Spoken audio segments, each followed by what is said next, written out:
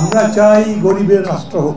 আমরা যখন বলি জনগণ সমস্ত ক্ষমতার বাড়ি, তার মানে জনগণ যাতে তার নিজের ভাগ্য নিজেরা গঠন করতে পারে, নিজেদের ভাগ্য গঠন করবার জন্য মাঝপথে যাতে কাউকে ঘুষ দিতে না হয়, অন্য কেউ যাতে আপনার ছড়ি ঘুরোতে না পারে, অন্য কেউ যাতে আপনার টাকা চুরি করতে না পারে, সেই ব্যবস্থা করা আমাদের দায়িত্ব। এবং সেই জন্যেই কি দরকার, সরকারে যারা থাকবে সেই সরকার যাতে আপনাদের সরকার হয়, সেই সরকার যাতে আপনাদের দুঃখ বোঝে, সেই সরকার যাতে এই জনগণের দুঃখ দূর করবার জন্য কাজ করে, সেই সরকার যাতে এই জনতার কল্যাণ করবার জন্য কাজ করে, সেই রকম সরকার, সেই রকম দেশ। আমরা বলি কল্যাণ রাষ্ট্র, যাতে জনগণের কল্যাণটাই সবচাইতে বড়।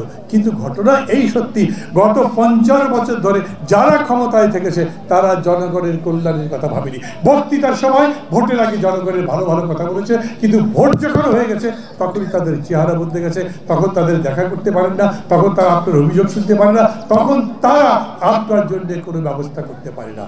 এই জন্য আমরা বলি এইবার সুযোগ এসছে, এত বড় একটা আন্দোলনের পরে আজ সুযোগ এসেছে যখন নিজের পছন্দ মতো ভোট দিতে পারেন। সেই ভোটে আপনি এমন মানুষকে নির্বাচিত করেন, সেই ভোটে আপনি এমন সরকার প্রতিষ্ঠা করেন যারা আপনাদের সরকার হয়, যারা আপনাদের ভোট দিয়ে পরে নিজেদের আখের গোছাবার চেষ্টা করে, তাদের ভোট দেবেন।